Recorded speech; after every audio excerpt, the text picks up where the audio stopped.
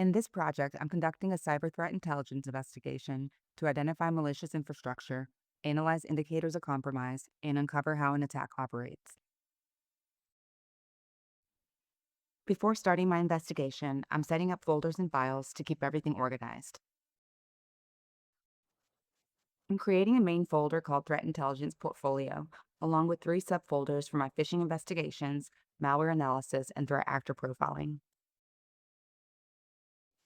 Inside each subfolder, I'm creating 3 additional folders for screenshots, notes, and final reports. This helps keep all investigation evidence organized and easy to find. Now I'm going to find a real phishing campaign to investigate.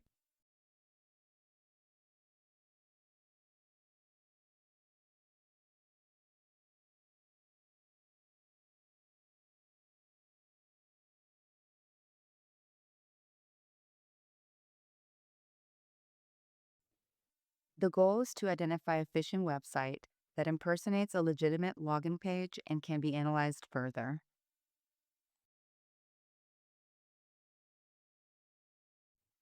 I found a suspicious domain called auth-login.pages.dev that appears to imitate a legitimate login page. This makes it a good candidate for further phishing analysis. Now I'm saving the screenshots in my screenshots folder and adding my notes.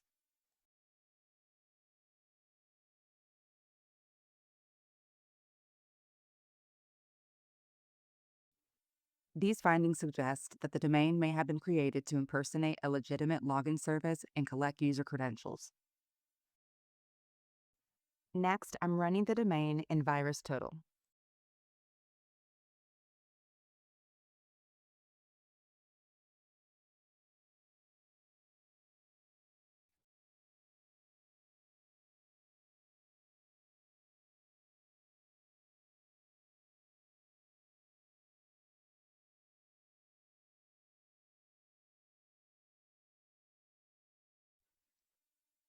The results showed a phishing detection from 1 out of 91 security vendors. The domain was first submitted on April 15, 2026, and resolved to ATT&CK hosting infrastructure. I also documented the detection details for further investigation. I'm saving screenshots of the detection results and the details page.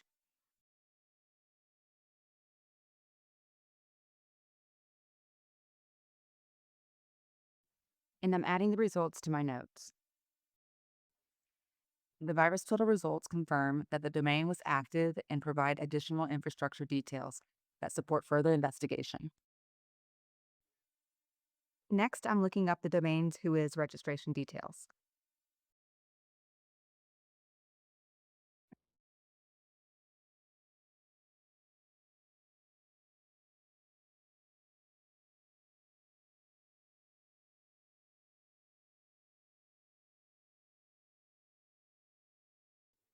The WHOIS lookup shows that the domain is under Cloudflare pages, but the specific subdomain registration details were not publicly available. I'm also running a WHOIS lookup on the IP address to learn more about the infrastructure behind the site.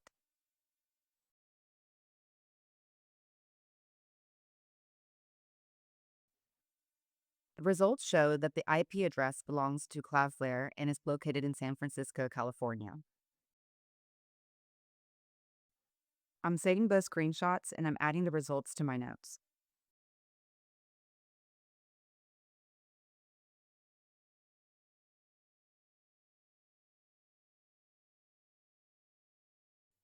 The WHOIS results provide infrastructure details but limited ownership information, making additional threat intelligence sources necessary to further investigate the domain. Next, I'm using Shodan to review the infrastructure associated with this domain.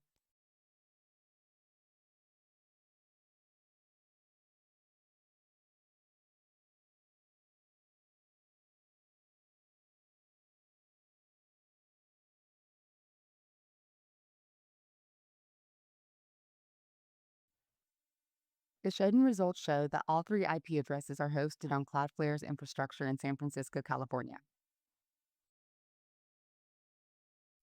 Shedden also found open web ports and active HTTP and HTTPS services on all three IP addresses.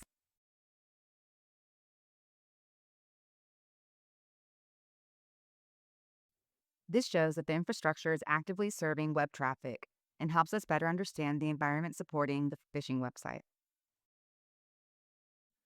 Some of the IP addresses return 403 forbidden responses or redirects. This suggests that active web services are running behind Cloudflare and responding to requests. Again, I'm saving my screenshots and notes as I go.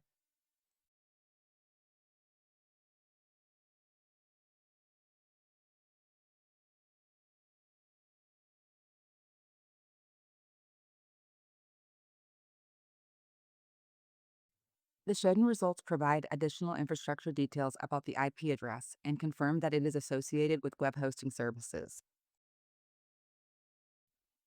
The additional IP addresses show similar hosting and service configurations, helping strengthen the relationship between the infrastructure identified during the investigation.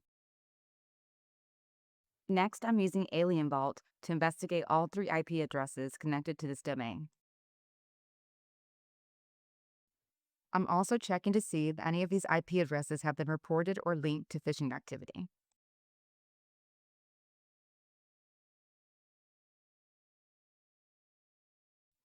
And I'm looking for related indicators and shared infrastructure to see whether these IP addresses may be part of a larger phishing campaign.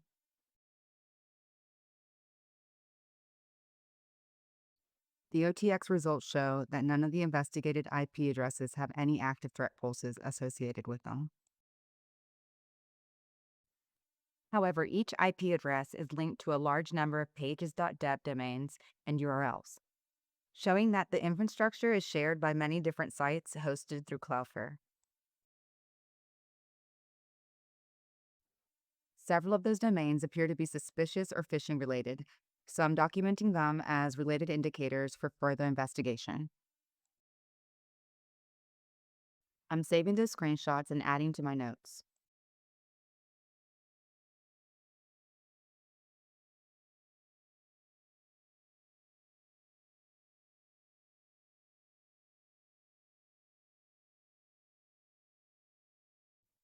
While no active OTX pulses were identified, the passive DNS results revealed numerous related domains, including several with suspicious naming patterns.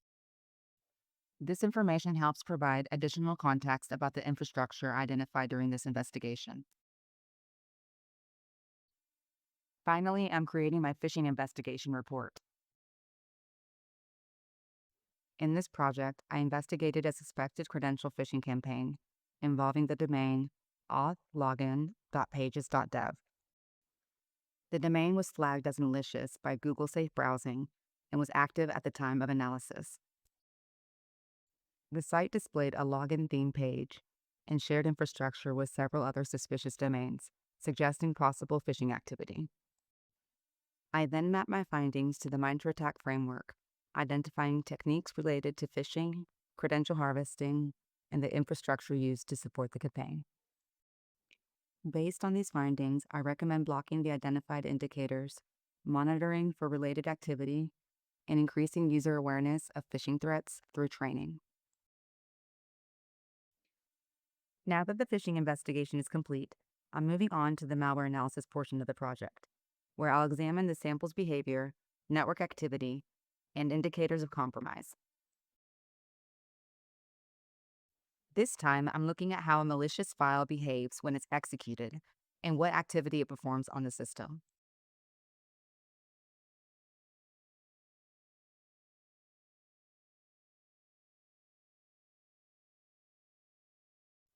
For this analysis, I'm choosing this sample because it shows a lot of suspicious activity and it gives me plenty of information to investigate. To better understand how the malware behaves on an infected system, I'm reviewing its process activity, network communication, and file activity within the Sandbox environment. The process tree shows that the malware launched multiple browser processes, along with command prompt and PowerShell. This suggests that the malware was executing commands interacting with web resources, and downloading additional payloads during execution. The network threat section shows that the malware communicated with numerous external domains and services. Several network threat alerts were generated, and the malware was observed downloading additional files and communicating with potential command and control infrastructure. The file section shows that the malware downloaded and created multiple executable files on the system. Several of these files were disguised as legitimate Windows processes, which is a common technique used to avoid detection and blend in with normal system activity. Next, I'm reviewing connections to identify the external domains, IP addresses, and services the malware communicated with during execution. The observed connections show that the malware communicated with multiple external IP addresses and domains during execution. Several of these connections were associated with executable downloads, which is consistent with downloader and loader behavior. I'm also reviewing the MITRE ATT&CK heat map to better understand how the malware's behavior has mapped across different stages of an attack.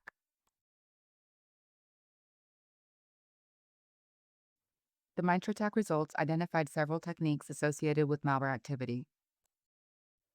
The most notable findings include PowerShell and command line execution, sandbox evasion techniques, browser credential access, system information discovery, and the transfer of additional tools onto the system. These techniques align closely with the behavior observed throughout the analysis. I'm saving my screenshots and adding my notes to my notes file.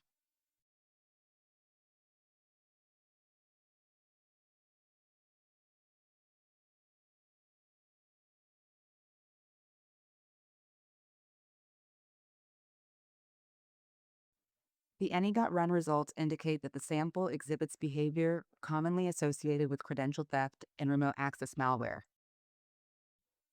Active network communications and browser-related activity further support the malicious classification.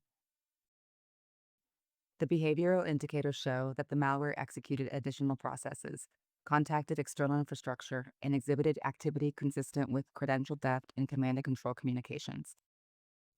The drop files confirm that the malware actively retrieved additional payloads from external sources and wrote them to disk during execution. This behavior supports the assessment that the sample functioned as a downloader or loader for secondary malware. Next, I'm going back to VirusTotal to check the same hash and compare its behavior with ANY.RUN.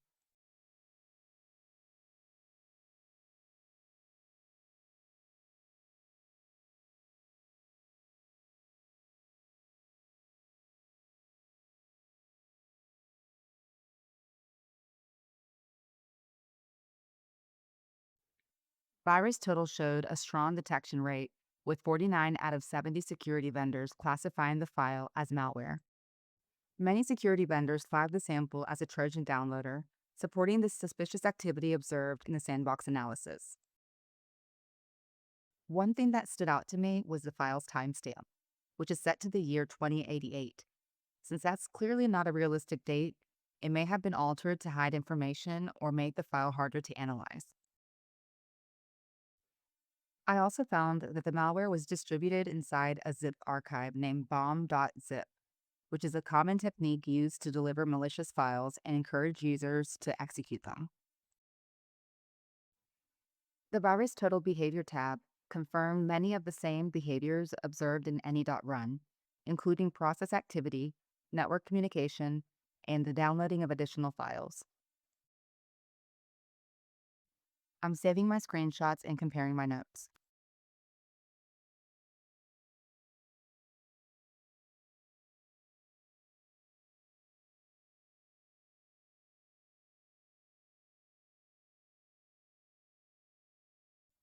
The VirusTotal Behavior Analysis supports the findings observed in ANY.RUN.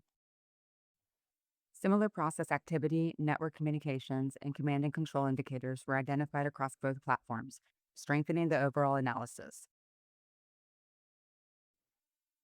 Next, I'll search the same hash in hybrid analysis to compare the malware's behavior across another Sandbox platform.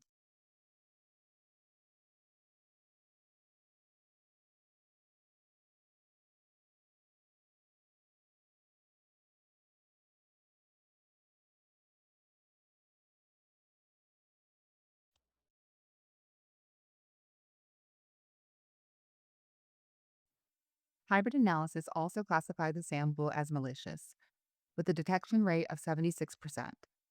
This supports the findings from both ANY.RUN and VirusTotal and provides additional confidence that the sample is malicious. The hybrid analysis results support the findings from VirusTotal and ANY.RUN, with multiple security engines independently identifying the sample as malicious. This consistency strengthens the overall assessment of the file. Finally, I'm creating the PowerPoint for the malware analysis. In this project, I analyzed a malware sample called bomb.bin. The goal was to identify its behavior, determine how it operates, and map its activity to the MITRE ATT&CK framework. The sample was identified as a malicious Windows executable. VirusTotal detected the file as malicious with a detection rate of 49 out of 70 vendors, while hybrid analysis reported a detection rate of 76%. The sample was associated with multiple threat categories, including stealer, rat, loader, phishing, and credential theft activity. Next, I examined the infection chain. The analysis showed a sequence involving command execution, PowerShell activity, malware execution, and browser-based credential theft behavior. This helped demonstrate how the malware progresses from initial execution to collecting information from the victim system.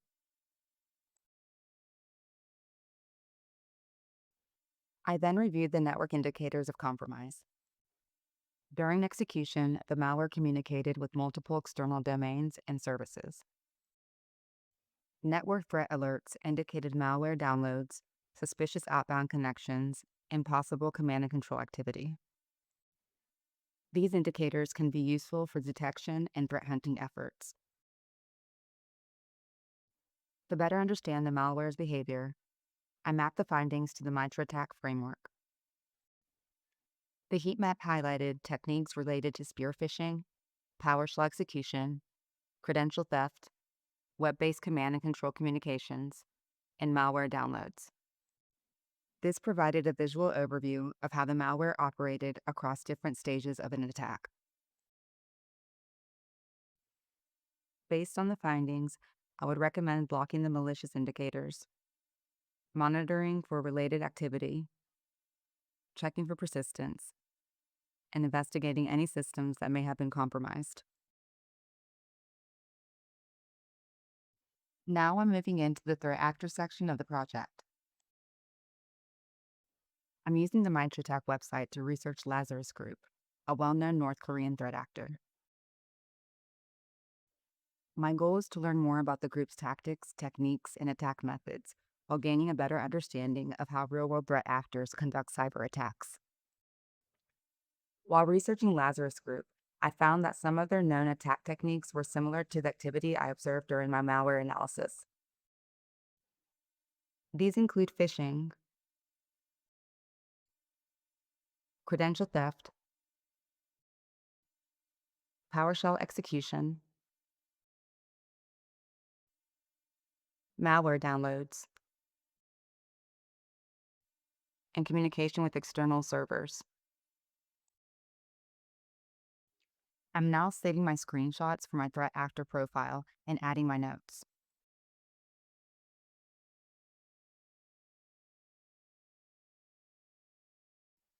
The MITRE ATT&CK profile shows that the Lazarus Group commonly uses phishing, malware, and credential theft techniques. These documented behaviors are consistent with the activity identified during the investigation. I'm also looking at the Attack Navigator heat map, which shows how Lazarus Group operates across different stages of an attack.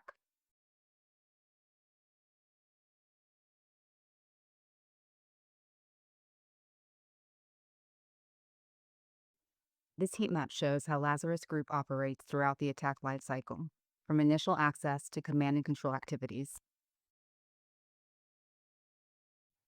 The Attack Navigator heat map highlights the tactics and techniques most commonly associated with Lazarus Group operations. These techniques help illustrate how the group conducts attacks across different stages of the attack lifecycle.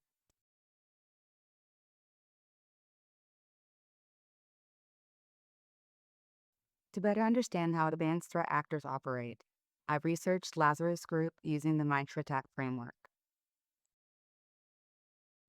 Lazarus Group is a North Korean state-sponsored threat actor known for phishing campaigns, malware development, financial theft, and cyber espionage. Some of the group's most common techniques include spear phishing attachments, PowerShell execution, custom malware development, command and control communications over web protocols, and the collection and exfiltration of stolen data.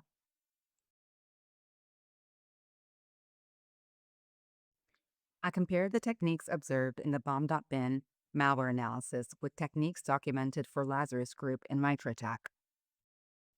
While the sample was not linked to Lazarus Group, the comparison helped me better understand how real-world threat actors use similar techniques during cyber attacks. The comparison revealed several shared techniques between bomb.bin and the Lazarus Group, particularly in credential theft, command and control, and defense evasion. These similarities suggest a possible connection, but they do not prove that the malware was developed or operated by the Lazarus Group.